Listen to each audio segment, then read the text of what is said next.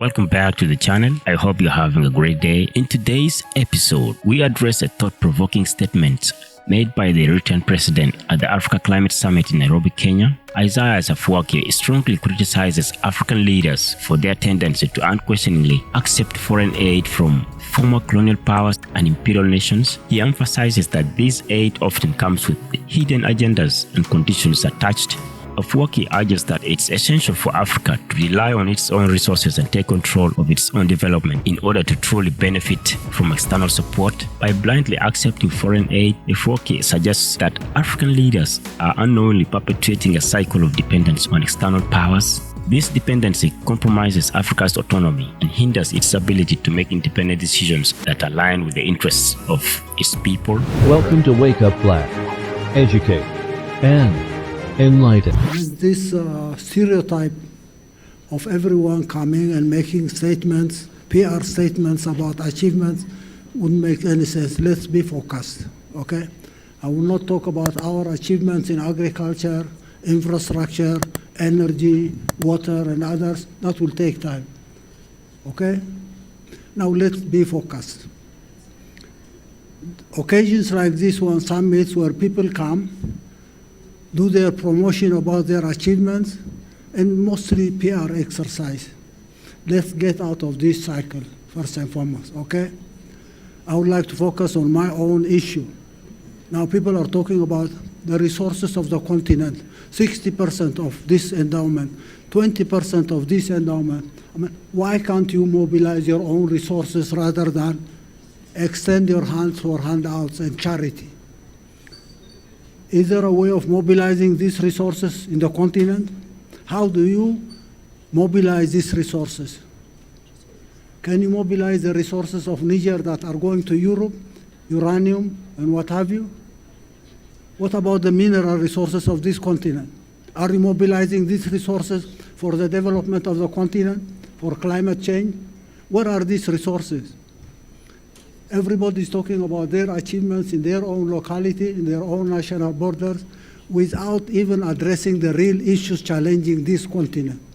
Talk about the continent's challenge and try to find solutions for this challenge, okay? We're talking about climate change, we're talking about resources, you are talking about so many things. Don't divert focus on non-issues, okay?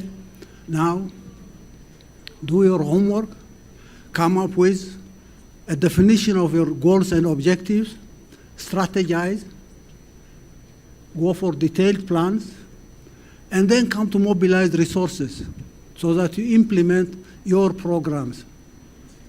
Otherwise, I don't want to waste your time and waste my time talking about our achievements in Eritrea. Try to talk about some of the issues mentioned on this summit. These billions coming to this continent from anywhere, Europe, Americas, or any other place, you are inviting intervention in your own affairs. And this money coming from there, billions and billions, will be siphoned back there.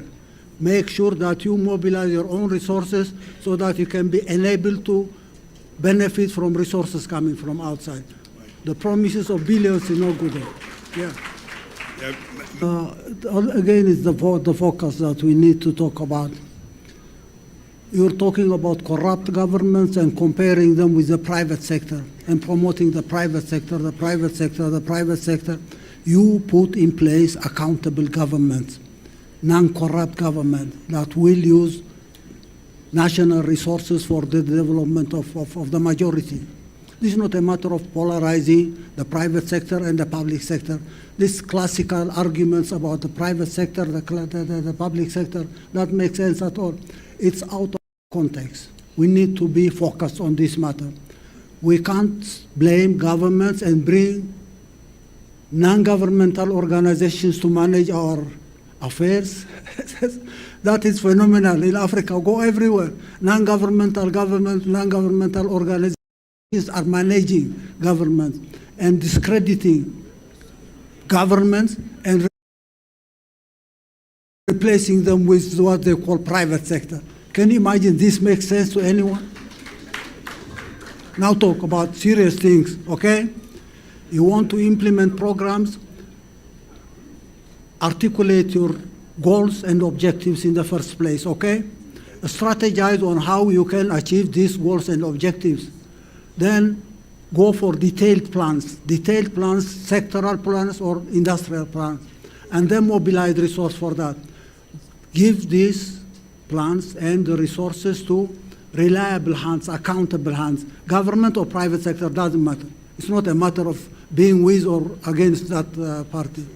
How do you mobilize these resources to implement programs so that you address climate change?